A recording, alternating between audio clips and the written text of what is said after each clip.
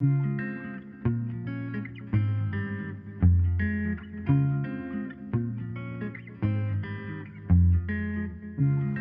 I set out to be a barber, I didn't realize there was so much responsibility a barber have.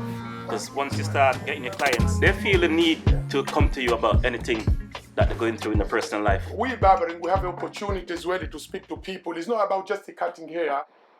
Men talk to barber because they come to barber shop and they feel more relaxed. With mental health, you got customers that will be coming in, and then you will notice something that's not right about them compared to how you knew them before. I've got some customers who have been coming to me for about 8-9 years. So obviously we give good haircuts. Obviously we talk to our customers. We treat them like they our own family. They our brothers. I know that everybody what the problem is, but as respect, I keep it so because they trust me. A lot of people, they open up to their barbers and they start talking to their barbers about their personal problems. Yeah, I've got about few examples of few that used to come in, very nice chatting, all of a sudden just got quiet. And then they used to come with somebody, like normally 2 or 3 people, but then they end up coming on their own. Whatever it's relationship problem, job problem, family issues, then being a barber is kind of a way to express their thoughts about it, you know what I'm saying, instead of going to like a therapist. It's like a father figure in a way to a lot of people, I would say. I have a big heart, me. I have a big heart, believe me. You need to build a rapport with the barber because that could be your barber for years and years. So it's kind of like, if I couldn't talk to my barber, why am I going? You meet a lot of different kind of people. You meet young customers, you meet elder customers. You're gonna end up talking to them at some point, so yeah, you're gonna have to get used to it, Sometimes there might be doctors, like solicitors, college teachers, like takeaway workers, restaurant. Like you meet a lot of different kind of people. I've got people who want to hang around all day with me because they feel safe, they feel nice, they feel like learning something from me and my customers. You see your barber once every 2 weeks, so if you think that could be more than you see certain family members. We hear loads. People come here, they'll be on the phone or talking to someone, or all of a sudden, or maybe on their phone, and then just put the phone down and say, do you know what happened yesterday?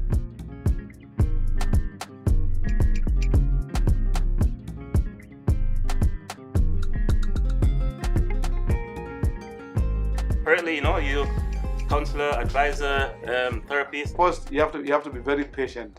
You have to be very open. You can just come here, let your hair down and just speak on the open floor, and the barber just there to listen. I gain knowledge from people, asking them about their family, their personal problem. Accept people no matter where they come from. Your personality has to be professional and the way you act. Sometimes it's a bit hard for the barber as well because you never have training about that kind of stuff. What to talk about and the right stuff to say towards your client. I'll say about 80% or maybe 70% of our customers are Muslim.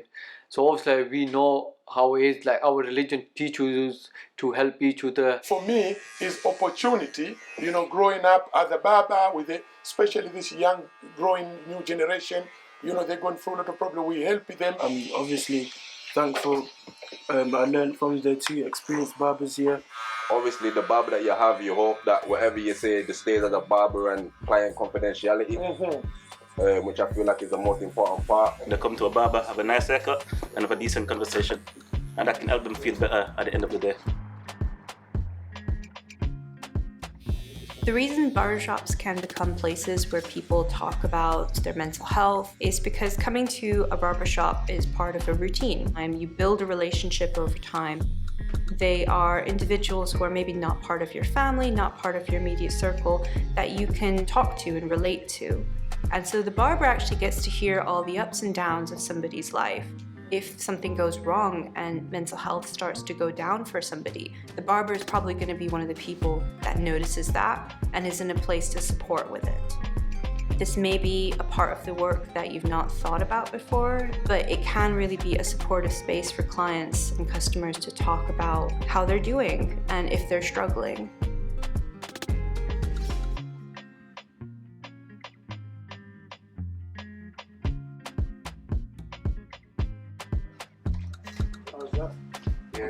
I just took off the Maybe alright.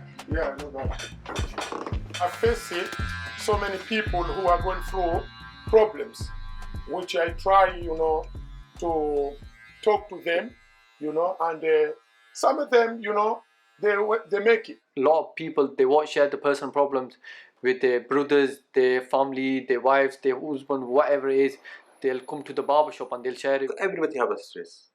Everybody have a stress, So yeah, I've come across young black males in the community that have dealt with that, suffering from mental health. Even kids, he's born, he have a stress, People, they have finding job issues, financial problems, like why we're going through this cost of living, so a lot of people have too much problems, like come to, for example, Eid or Christmas, people can't afford it to buy, for their loved one and stuff like that, so they're going through a lot of problems. People talk about religion, politics, Anxiety, depression, I've got kids who don't want to go to school. relationship problems, family problems. war. And someone else who's got gambling problem. There's indirect racism, you know what I mean? So it affects in different perspective, and sometimes it's even institutional, systematic. One of reason is sometimes like people drink too much. Some people, they have a stress about the money, living, about everything. Or even where you live, to be honest, Or then you get like a family problem, like they might not want to see the kids. I have another guy, he's not talking to his dad. Maybe because in the family household, they haven't got like a proper family structure. Actually, I've got another guy who's got, he's got like different kids. They say like I have a depressed too much. He ended up having another child outside, and then the partner with the one with the more kids, they have like a problem, and then he went out, he moved out. Just the normal life, the things that they go through during the day, or probably like the things that they want to leave alone.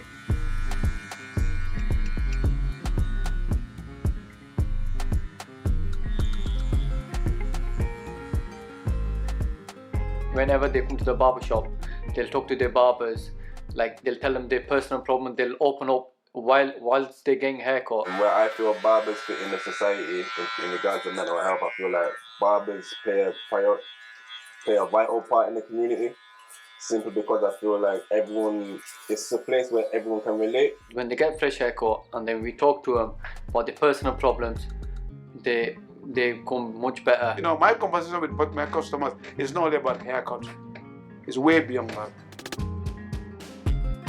There's still a lot of stigma around mental health, and this can sometimes mean people don't feel comfortable talking to their close family or friends, but they will still talk to their barber.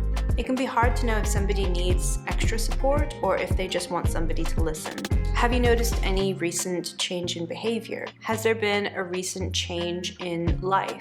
Sometimes people might share things that are more difficult to hear. They might say something like, "I don't want to be here anymore." Sometimes they may share self-harming behaviors.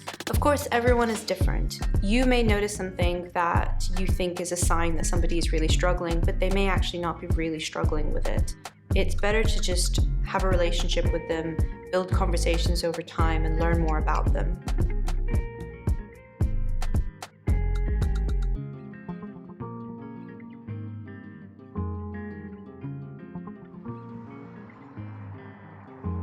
As a barber, I feel I have an opportunity, as a community, leader at the same time as well, which I can try to talk to people, to change their situation. Okay, it depends on how well you know the person. If he's been coming to you for quite a while, and you know him very well, you can have a conversation with him. Some customers, they come, they'll open up straight away, but sometimes some customers won't open up straight away. They'll take up to about 2 to 3 haircuts to open up. Because personally, I think, when you go to a barber shop, you need that relationship with the barber. These guys, I've known them for a long time. I think I've already built that respect. I'm one of them. I like to talk to my customers. I like to know what they do. I will ask them, are you okay? Well, you can start to bring any sort of conversation. So I'll ask them, how are you? How's your day been? How's family? I'll try to find out if it's about family first. And I said, how's your mom? How's your dad? How's your brother? How's your sister? So if any of those ones I named, if there's an issue there, then he will say something. If I get a new customer, I'll try to find out what he does, where does he work, like personal problems. Like I'll ask him about the sports, if you like football, or what do you like doing in your free time. So if it's about how is school, how is work, and then I will know where. If it's work or school, then I will know. So this is the strategy I use. This is how I fish. You kind of just learn on the job, on the spot as you go along. When they start talking to me, then with that way I can start asking them the questions. Like what is going on in their life, which, you can try to guide them. Sometimes you have to use your own personal relationship as well that you had going or had in the past to kind of empathize with the client.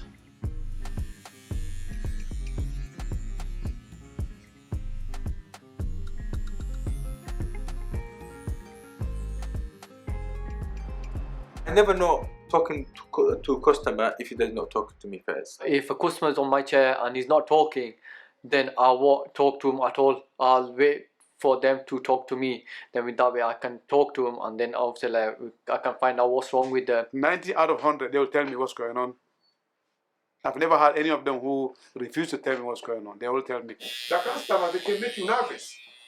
As I just looking at you, angry way, you know what I mean? They can make you nervous. Some people are going through a lot, then you have to be like very careful of what you say to them, because sometimes you can trigger them just like that, and it's just bad, it's terrible. I had a customer like that, they're sitting in the chair, they're really, really looking upset, So if you don't talk to them, to see what is going on with the problem, to try to bring a sort of conversation, then, a problem, like I said, it will be built up, between you and the customer. You can't like make some people like you have to tell me. If they initiate a conversation, then you can carry on. If they don't, then sometimes you just go to just cut their hair and let them be on their way. You still like him, still respect to him, but just leave him alone.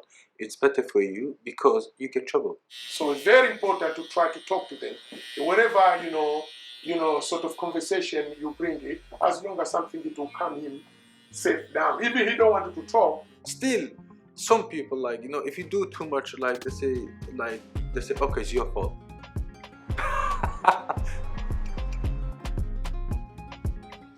Sometimes people don't want to talk, but you might feel the urge to support. So how can you have this conversation with people?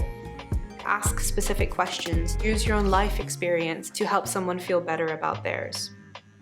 The most important thing is to respect somebody's boundaries. Do they want to talk about it? Even if somebody is struggling with mental health, it should be their choice whether they seek support or not. If you notice that somebody is starting to seem a bit stressed by the conversation, you can offer just to change the subject. Use advice giving a little carefully. This can make people feel judged. The best approach is to ask if the person wants advice from you or not. The more of these conversations you have, the easier they'll be.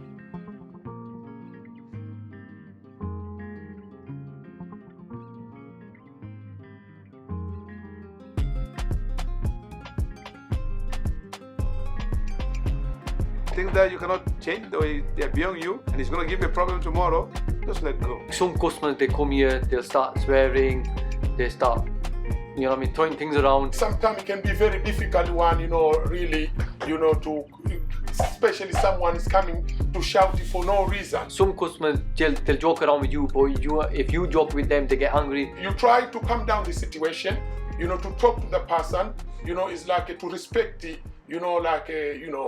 the workplace and stuff like that, people are around. Some people, they find it hard to let go. Like no as is an answer. Some people don't, it's hard for them to consume it. Normally, we just see how the customer is on the chair. If we can talk to him, we'll give him advice. If we can't talk to him, we won't give him advice. If they're not listening, then it probably, I cannot actually deal with that person. So probably maybe I will refuse it to cut their hairs. That's what we do. Remember, the ones that you cannot control, let them go. If someone is coming with a kind of like abusing language, stuff like that, so what I do first, I'm trying to calm down myself, I'm trying to calm down myself. I'm not trying to attacking that person, so what I need to do is try to talk to him, in a calm way. In my language, they say, I can tell you don't look at me, but I can't tell you don't listen to me. It's a proverb in my language. Like, if we're having a conversation here, I might give my back, I don't want to look at you, but don't tell me not hearing what I'm saying. So I just kind of take it on board and say, you know what, people is who they are, and if that's the way it is, then fair enough, that's who they are. As long as, you don't physically try and harm me or do anything to me physically, then it's fine. It's just words at the end of the day. It's not good way to to use the physical, to get them out of the shop, for example, using language or trying to force them out, because it's not gonna work that way. It's gonna cause even more damage. You gotta talk to them, and then if it is necessary to get the authorities involved to save him or her life, I will do that.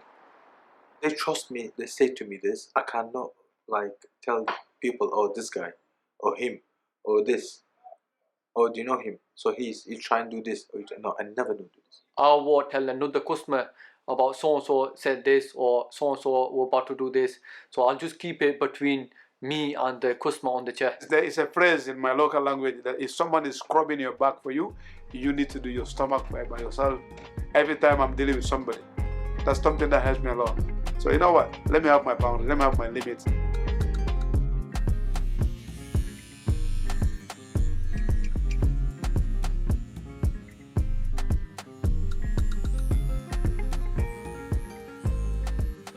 I've been upset, to be honest with you. I've been really upset. There's some stories, believe me, I couldn't take out my head. It will affect me because I wish if I could take that thing out of that person and put it in the bin, but I don't have the powers and the spirit.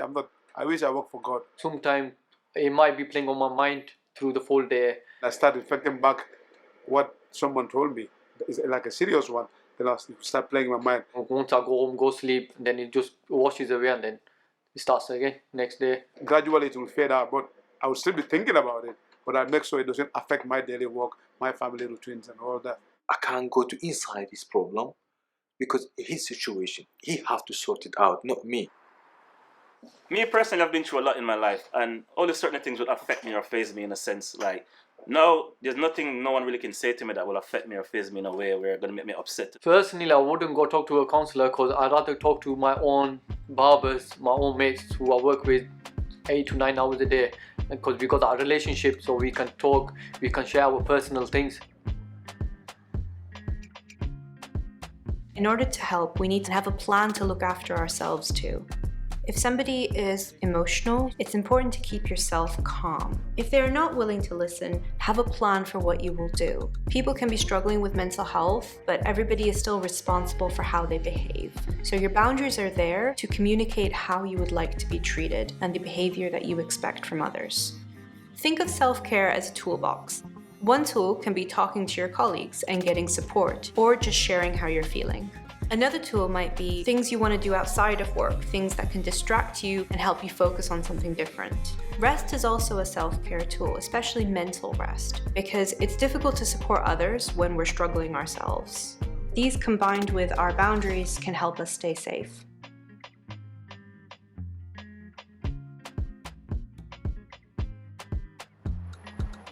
My advice to people for mental health, relax, you don't need to be rushed. But you have to have a balance in life. That's what it's all about, really, you know? When somebody tells you what they are going through, I put myself into their shoes first. Well, me personally tend to try to give the person the best advice I can and trying to put them on the right direction. Like, you can go to your families, you talk to them, or you can talk to your friends, because sometimes when you're talking to your friends or your barbers or somebody who's closer to you, then whatever is on your chest, then you can pull it out. If someone comes to you and say, you know what, I'm having a problem with my girlfriend or whatever, your wife, whatever, I'm going to say, well, okay, you want to talk about it? They might say, yeah, sure, they don't mind.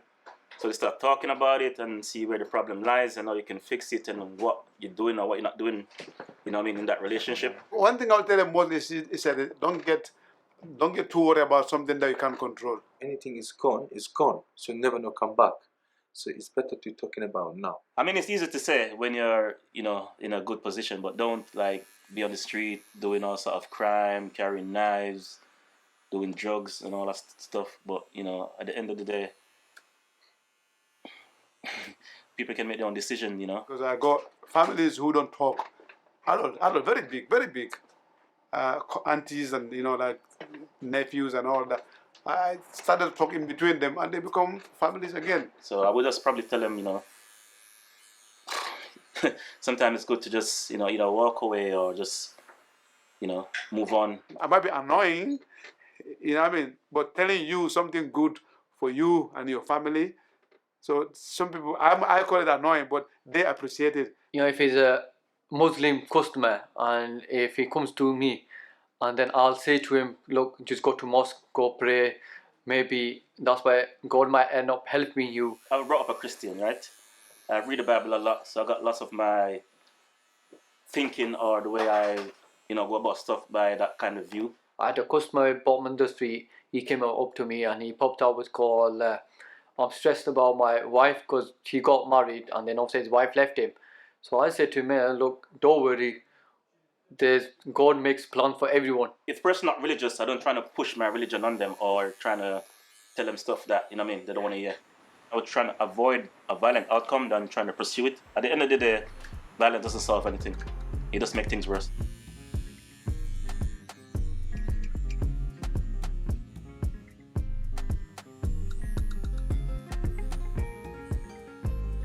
I try my best to cheer them up. I might tell them a joke or tell them a story. I just, make them feel happy, tell them not to stress. To make sure, they don't lose their hope, What they needed to do is, to speak out their problems, because that's where they found the way out. So it's a positivity that you're in these circumstances because there's someone out there worse off than you. Try also to guide them where to go through, where to find the jobs and stuff like that, where to go to get help and stuff like that. And that privacy is important. Like they tell you, you don't tell someone else, because they also check, is he going to tell somebody about my story or what happened to me? So I try to keep that as well between me and the person. Sometimes I take them downstairs. Sometimes we go outside.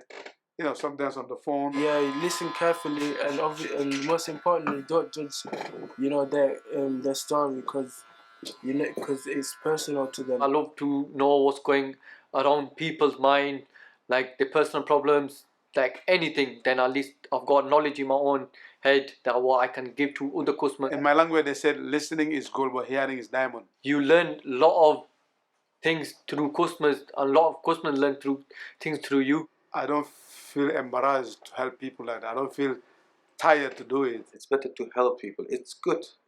I make me feel better, to be honest with you. I believe it's something built in me, but I have to exercise it to come out. So that's what I am doing. So I'm here, as a Barber D here, Safari Fresher, and my other colleague as well. We are here to help you. Be very patient, be very open, be very open-minded. Accept, you're going to have people from different backgrounds, from different genders, from whatever it is. You have to accept them.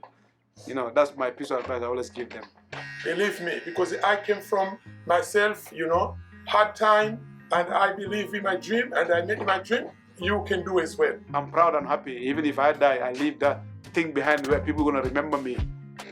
So I'm very pleased with that. And I thank God for giving me that wisdom as well. If you have a genuine desire to support people, help them focus on what they can control. Having an outside voice say, well, what can we do, can help somebody find solutions to their own problems. Encouraging people to speak to those they trust can also help. Sharing your own feelings, your own life experiences, removes some of the stigma and taboo around talking about mental health. Showing no judgment, keeping things confidential helps build trust with your customers. Letting people know that there are places that can help them with whatever struggles they might be going through. It might be helpful in your barbershop to have a place where these organizations can leave their leaflets so that customers can then use them if they need them. Barbershops are valuable places in the community that can help us look good and feel better.